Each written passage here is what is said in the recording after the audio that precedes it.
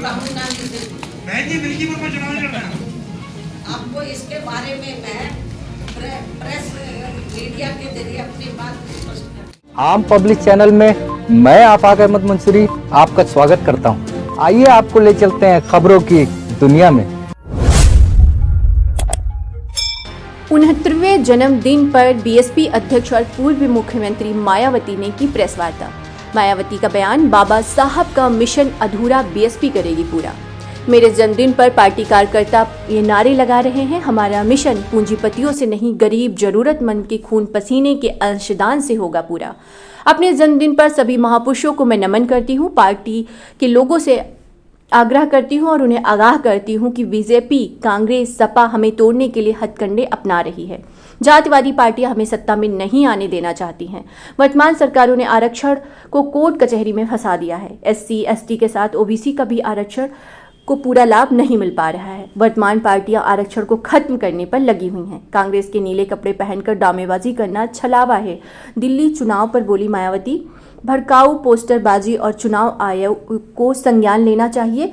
बसपा के national coordinator के नेतृत्व में दिल्ली चुनाव लड़ा जा रहा है। अब बाबा साहब डॉक्टर भीमराव अम्बेडकर एवं मान्यवर श्री कांशीराम जी आदि के बताए हुए रास्तों पर ही चलना होगा, वरना इनकी जिंदगी सभी प्राणियां गुलाम व लाचारी बनकर रह जाएगी।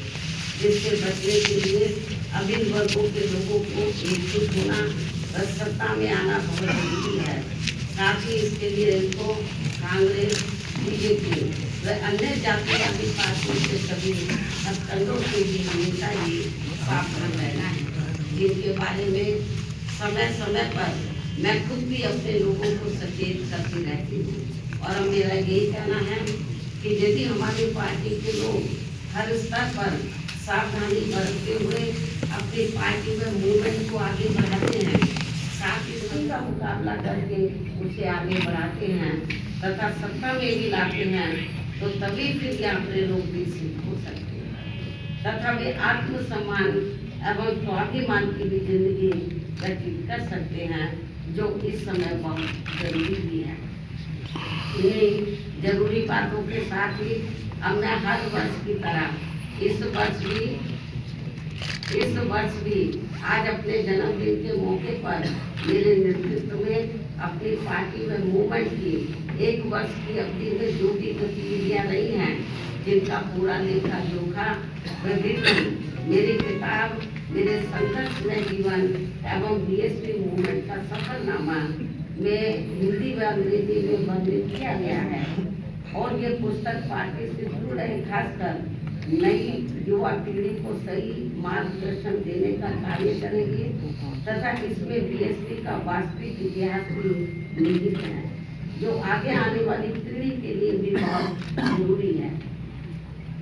और अब मैं इस अति महत्वपूर्ण पुस्तक के बीच में हिंदी व अंग्रेजी संस्करण का विमोचन करूं, लेकिन उससे पहले मैं देश की राजधानी दिल्ली में इस समय जहां विधानसभा के लिए हो रहे आम चुनाव में, जिसमें बीएसपी भी पूरी तैयारी व दमदारी के साथ अकेली चुनाव लड़ रही है और जिससे मुझे ये पूरी उम्मीद है कि इस बार चुनाव में हमारी पार्टी पहले से बेहतर रिजल्ट जरूर लाएगी, बशर्ते यदि ये चुनाव पूरे तौर से फ्री एंड फेयर होता है और ईवीएम में कोई गड़बड़ी व धांधली आदि नहीं की जाती है, जैसा कि अधिकांश पार्टियां इसकी आशंका भी जता रही हैं।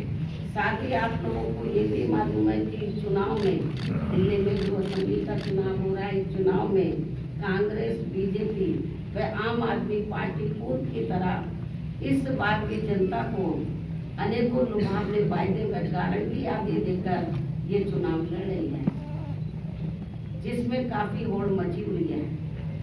जबकि इन पार्टियों ने यहाँ कई बार सत्ता में रहकर अपने किसी भी चुनावी वायदे को पूरा नहीं किया है। इतना ही नहीं, बल्कि दिल्ली में अपनी रोटी रोटी के लिए बड़ी संख्या में खासकर नजदीक के राज्यों से और उसमें भी यूपी व बिहार से आकर अधिकांश झुग्गी झोपड़ियों में बसे लोगों के साथ यहाँ इन सभी विरोधी पार्टियों की रही सरकारों ने हर स्तर पर इनके साथ काफी सोचीला रवैया अपनाया है। कोरोना काल में तो इनके साथ काफी बुरा बर्ताव किया गया है, जिसकी जानकारी आप सभी को है। इसके साथ ही दिल्ली के गवर्नेंस को लेकर आप पार्टी की दिल्ली सरकार व केंद्र सरकार भी कोई कम नहीं है और कांग्रेस पार्टी तो इन दोनों की जननी है, जबकि व्यापक जनहित व जन कल्याण के मामले में सर्व समाज का हित बीएसपी में ही निहित व सुरक्षित है, ये सभी जानते हैं। और इसलिए दिल्ली विधानसभा चुनाव में सभी लोग बहुत सोच समझ कर अपना वोट करें तो ये उचित होगा। हालांकि दिल्ली के करोड़ों लोगों की रोटी रोजी, हर प्रकार की सुख शांति, कानून व्यवस्था व अन्य बुनियादी सुविधाओं संबंधी देखभाल आदि के मामलों में केंद्र व दिल्ली राज्य सरकार की अलग अलग कानूनी जिम्मेदारियां हैं, जिसके अभाव को लेकर कोई सरकार अपने आप को दोष मुक्त नहीं कर सकती है। गाँव में भोली भाली जनता अपनी पार्टी के इन सब कार्यों को भुलाकर विरोधी पार्टियों की गारंटी व लुभावने वायदों आदि के बहकावे में आकर पुनः ऐसी सरकारों को सत्ता में ले आते हैं जिनकी शुरू से ही कथनी व करने में काफी अंतर रहा है। इसके साथ साथ देश में दलितों, आदिवासियों व अन्य पिछड़े वर्गों को अब खासकर सरकारी नौकरियों में उन्हें आरक्षण का भी पूरा लाभ नहीं मिल पा रहा है, अर्थात अब इनकी ये सुविधा ना के बराबर ही रह गई। मुस्लिम व अन्य धार्मिक अल्पसंख्यक समाज के लोग भी हर मामले में अब अपने आप को काफी असुरक्षित ही महसूस कर रहे हैं, जिससे इनका विकास भी रुका हुआ है। केंद्र व राज्य सरकारों की भी गलत आर्थिक नीतियों के कारण आए दिन देश में गरीबी, बेरोजगारी एवं महंगाई, ये थोड़ा दरवाजा खोल दो, कहाँ से आ रही है मीडिया को तो थोड़ा खोल दो। केंद्र व राज्य सरकारों की भी गलत आर्थिक नीतियों के कारण आए दिन देश में गरीबी, बेरोजगारी एवं महंगाई आदि भी काफी ज्यादा बढ़ रही है, जिससे विशेष कन्या गरीब एवं मध्यम वर्ग के लोग सबसे ज्यादा परेशान व दुखी हुई हैं।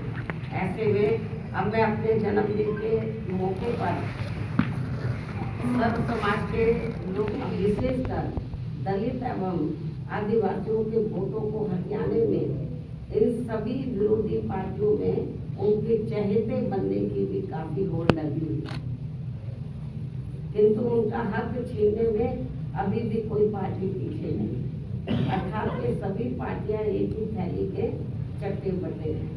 और जिस प्रकार से जातिवादी सोच व द्वेष के तहत चलकर कांग्रेस पार्टी की सरकारों ने बाबा साहब डॉक्टर भीमराव अम्बेडकर सहित बहुजन समाज के अन्य सभी महान संतों, गुरुओं व महापुरुषों का हर स्तर पर उपेक्षा व अनादर किया गया तथा उनके अनुयायियों की हर स्तर पर अवहेलना की गई, वह किसी से छिपा नहीं है।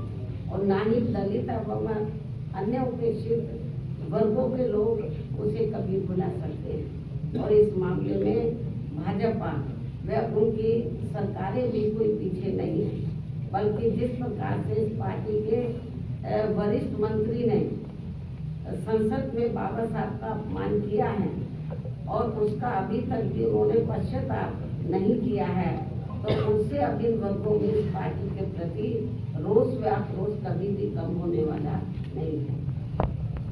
चाहे इनके वोटों के लिए ये पार्टी आए दिन कितने भी अभियान क्यों न चलाती रहे, और इस मामले में घोर जातिवादी चाल चरित्र व चेहरे वाली समाजवादी पार्टी भी विशेषकर दलित वोटों के स्वार्थ में अपना रूप थोड़ा बदला दिखाने के लिए आए दिन किस्म किस्म के हथकंडे इस्तेमाल करने में लगी रहती है, जबकि यूपी में इनकी सरकार में दलितों के प्रति अन्याय, अत्याचार व इनके महापुरुषों का हुआ अपमान आदि को भला कौन भुला सकता है। इससे ये स्पष्ट है कि बाबा साहब एवं उनके संविधान तथा उनके द्वारा मिले आरक्षण व अन्य संवैधानिक अधिकारों को लेकर दलितों एवं अन्य उपेक्षित वर्गों की राजनीतिक शक्ति बीएसपी से ही बन पाई है, किंतु इनके वोटों के स्वार्थ के लिए कांग्रेस, बीजेपी व सपा आदि अब आसानी से कामयाब होने वाली नहीं है, जिसके लिए ये पार्टियां आए दिन किस्म किस्म के हथकंडे भी इस्तेमाल कर रही है, जिनसे इन लोगों को हमेशा सावधान रहना है। हालांकि इन वर्गों के साथ साथ अन्य सभी मामलों में भी केंद्र व राज्य सरकारों की अधिकांश चल रही गलत नीतियों एवं गलत कार्य प्रणाली की वजह से ही अब देश की जनता काफी ज्यादा दुखी व परेशान भी है, जो ये आए दिन ऐसी सरकारों के विरुद्ध काफी आवाज भी उठा रहे हैं, जिनसे भी अब कोई हल नहीं निकल पा रहे हैं। ये भी बड़ी चिंता की बात है। रोटी रोजी के नए नए नियम कानून बनाकर उनकी आड़ में भी यहाँ बेरोजगारों को वर्षों तक नौकरियों से वंचित रखा जा रहा है। फिर चुनाव में उनका मुंह बंद करने के लिए उनको किस्म किस्म के लुभावने वायदे कर दिए जाते हैं, जिनसे इन्हें अभी तक कुछ भी हासिल नहीं हो पा रहा है। जबकि यूपी में हमारी पार्टी की 4 बार रही सरकार में हमने खासकर गरीब एवं बेरोजगार लोगों को किस्म किस्म के लुभावने वायदे न करके उन्हें सरकारी व गैर सरकारी क्षेत्रों में बड़ी संख्या में रोटी रोजी के साधन उपलब्ध कराए। अपने उन सभी महान संतों, गुरुओं व महापुरुषों में भी खासकर महात्मा ज्योतिबा फुले, श्री छत्रपति शाहू जी महाराज, श्री नारायण गुरु, परम पूज्य बाबा साहब डॉक्टर भीमराव अम्बेडकर एवं मान्यवर श्री कांशीराम जी आदि को भी पूरे तय दिल से नमन एवं आदर सत्कार करती हूँ, जिन्होंने अपनी पूरी जिंदगी इन वर्गों के लोगों को अपने पैरों पर खड़ा करने के लिए समर्पित किए, जिनके अधूरे रहे कारवां को आगे बढ़ाने के लिए अब मेरी भी पूरी जिंदगी लगी हुई है। जिससे प्रभावित होकर ही मान्यवर श्री कांशीराम जी के जीते जी से ही पूरे देश में पार्टी के लोग आज के दिन अर्थात हर वर्ष 15 जनवरी को मेरा जन्मदिन काफी उत्साह के साथ वैसे प्रेरणा एवं जन कल्याणकारी दिवस के रूप में बहुत ही गर्व व हर्ष के साथ मनाते हैं। और इस बार भी ये लोग मेरे 69वें जन्मदिन को हमेशा की तरह इसे मिशनरी भावना से जन कल्याणकारी दिवस के रूप में मनाए, जिनकी मैं पूरे तहे दिल से आभारी भी हूँ। और इस मौके पर मैं भी अपनी जिम्मेवारी एवं दायित्व को समझते हुए व निभाते हुए अपनी पार्टी व मूवमेंट के हित में पार्टी के लोगों को हमेशा की तरह इस बात की सावधानी के तौर पर उन्हें ये आगाह करना चाहती हूँ कि पिछले कुछ वर्षों से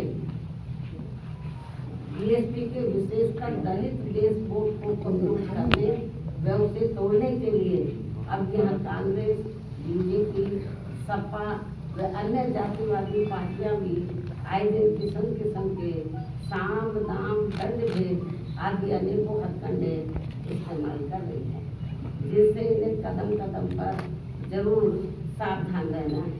हालांकि इस मामले में मैं भी इन्हें समय समय पर काफी सचेत करती रहती हूँ, वरना ये सभी जातिवादी पार्टियां इन्हें कभी भी सत्ता में आसीन नहीं होने देंगी और इसके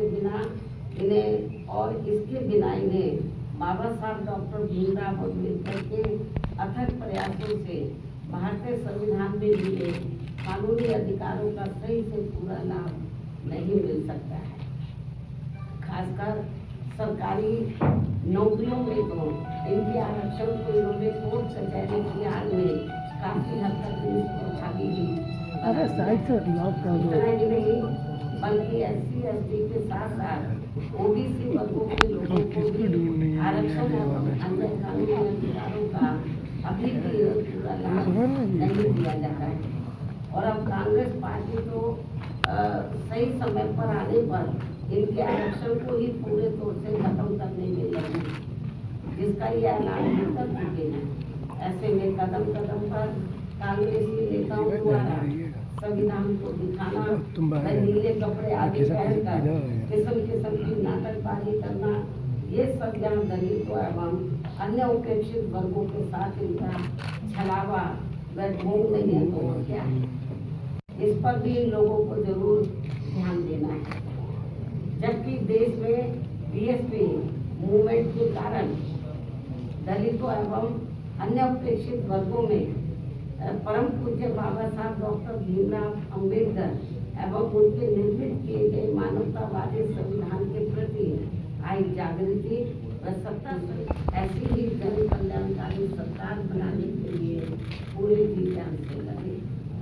और यदि इसके लिए पार्टी द्वारा किए गए कार्यों के प्रति इनकी पूरी ईमानदारी व निष्ठा आदि होती है तो फिर यही मेरे जन्मदिन पर इनका हमेशा ये विशेष तोहफा भी होगा। इस उम्मीद के साथ ही अब मैं अपनी पार्टी के ऐसे सभी छोटे बड़े पदाधिकारियों, कार्यकर्ताओं एवं शुभचिंतकों आदि का भी हार्दिक दिल से आभार एवं शुक्रिया अदा करती हूँ जो इसी सोच व धारणा के तहत ही मेरा जन्मदिन मनाए।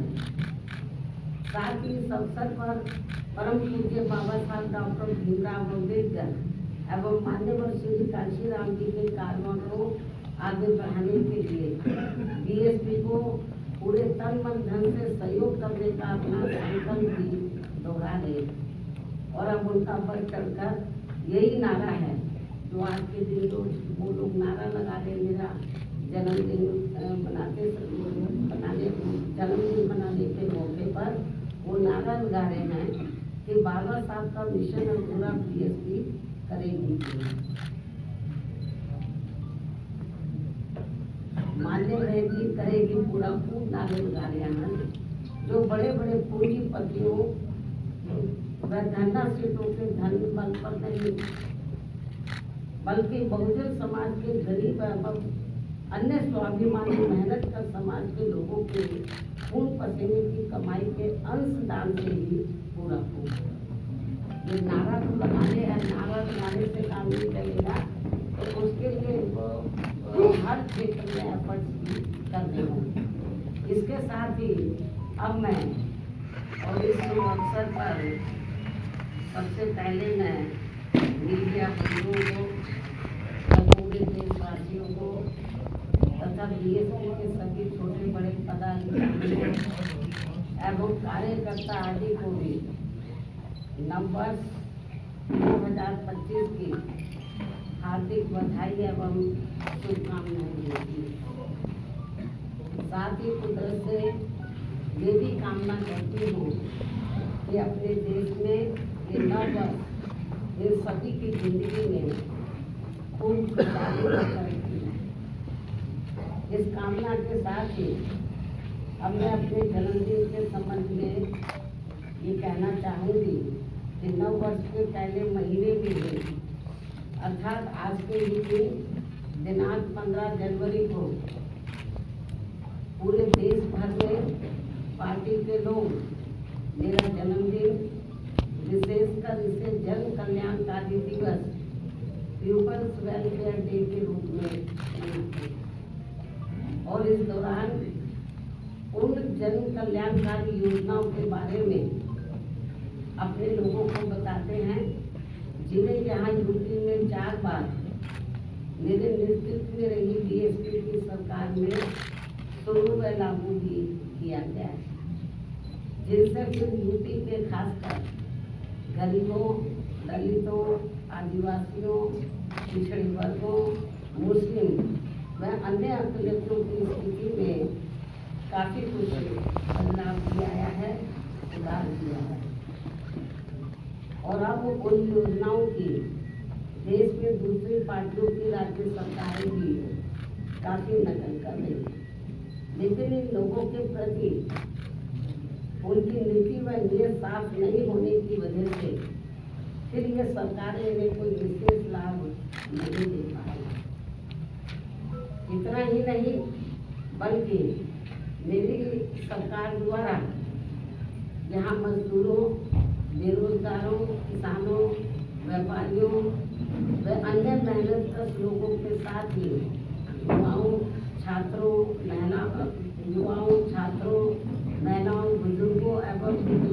समाजवादी के हितों में भी अनेकों नई नई जन कल्याणकारी योजनाएं शुरू व लागू की गई, जिनसे इन्हें काफी ज्यादा लाभ पहुंचा है और जिनसे प्रेरित होकर अब पार्टी के लोग या फिर से संकीर्ण राजनीति व चुनावी स्वार्थ के कारण आप भाजपा आदि का रवैया जन व देश हित से परे गंभीर आरोप प्रत्यारोप व एक दूसरे को जन विरोधी साबित करने का ही चाहता है। साथ ही आए दिन की जा रही नफरती व भड़काऊ पोस्टरबाजी आदि पर चुनाव आयोग को तत्काल सख्त कार्रवाई करना बहुत जरूरी है तथा इस चुनाव को आप भाजपा व कांग्रेस के लुभावने वायदों से भी बचाना होगा।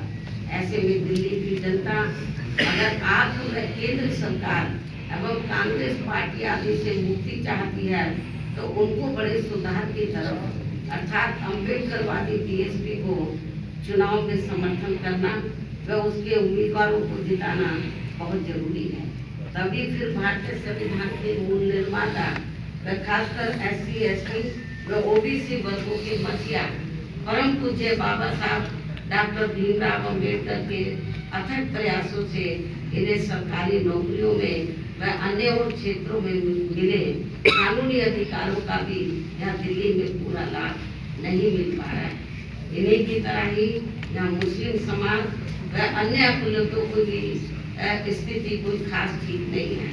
इसलिए अब इन लोगों को यहाँ की सभी विरोधी पार्टियों को फिर से आजमाने की जरूरत है, अर्थात अब इन्हें सत्ता में आने से जरूर रोकना होगा, बल्कि इसके स्थान पर इन्हें यहाँ सर्वजन हिताय व सर्वजन सुखाय की नीतियों एवं सिद्धांतों पर आधारित अपनी एकमात्र हितैषी पार्टी बीएसपी को ही कामयाब बनाना जरूरी है।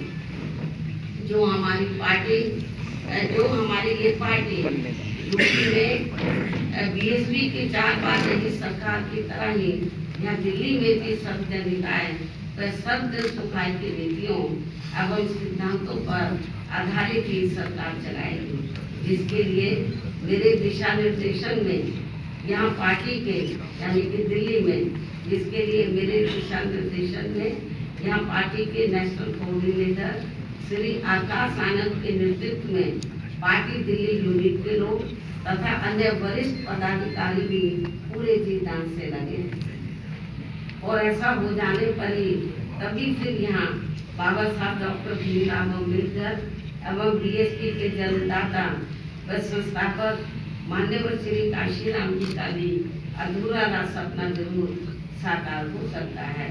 इस भरोसे के साथ ही अब मैं अपनी पार्टी के लोगों से यहाँ दिल्ली विधानसभा चुनाव में कुछ ही महीनों के बाद फिर बिहार प्रदेश के होने वाले विधानसभा चुनाव में अपनी पार्टी का बेहतर रिजल्ट लाने की अपील करती हूँ और ऐसा हो जाने पर फिर आज यही इनका मेरे जन्मदिन पर खास तोहफा भी होगा। अब मैं अंत में अपनी पुस्तक का हमेशा की तरह आज अपने जन्मदिन के शुभ अवसर पर तुम आगे बैठो, बैठे रहो, यहाँ विमोचन आगे बैठे तब भी घुटने का मैं सभी को मीडिया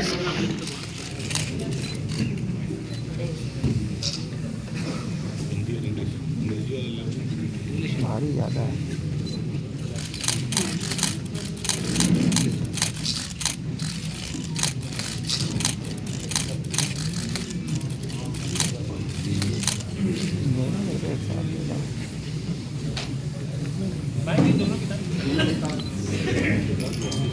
बोल दीजिए जोड़ने में यदि मीडिया बंधुओं के कोई जरूरी सवाल हैं तो वे एक एक करके पूछ सकते हैं, वरना मैं आप लोगों से यही रजा लेती हूँ। धन्यवाद। जय भीम, जय भारत। मिल्कीपुर को लेकर के क्या रणनीति रहेगी? एक एक करके पूछो।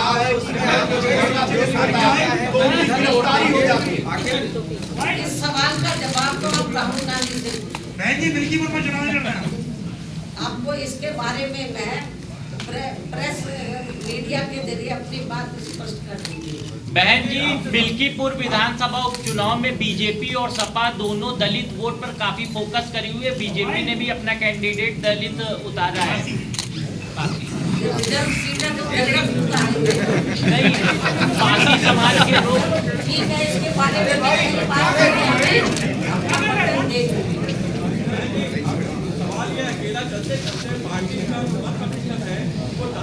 कोई बात नहीं, ये मेरी आप बात सुनो। अकेले चुनाव लड़कर ही हमने खास तौर से उत्तर प्रदेश में सन 2007 में अकेले अपने बलबूते पर चुनाव लड़कर हमने एब्सोल्यूट मेजॉरिटी की सरकार बनाई है। तो लेकिन जो पहले राजनीति थी और अब की राजनीति में काफी फर्क है। पहले असूल और सिद्धांतों की राजनीति होती थी, अब दूसरी पार्टियां असूल और सिद्धांत छोड़कर तो जिस तरीके से साम दाम दंड भेद इस्तेमाल करके तो जो दूसरी पार्टियां हैं हमारी जैसी पार्टी को खास तौर से खत्म करने में लगी हैं। तो इस किस्म की पार्टियां कुछ दिन तो कामयाब हो जाती हैं, लेकिन जब जनता जागरूक हो जाएगी तो फिर ये पार्टियां कामयाब नहीं होगी। बीएसपी का समय फिर से आएगा। सरकार कह रही है महाकुंभ का आयोजन किया जा रहा है सारी तैयारियों के साथ, कुंभ को लेकर मिला है, क्या आप जाएंगे? पहले ये जो कुंभ का जो महाकुंभ का जो स्नान है या मेला जो लगा हुआ है, इसके बारे में लोगों की अपनी अपनी आस्थाएं होती है।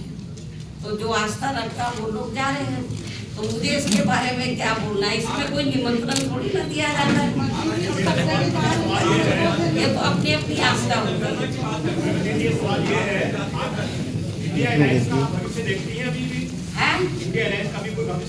नो, ठीक है, धन्यवाद।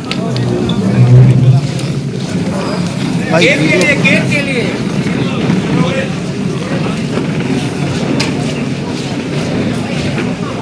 पहले बहन जी को निकलने दो फिर।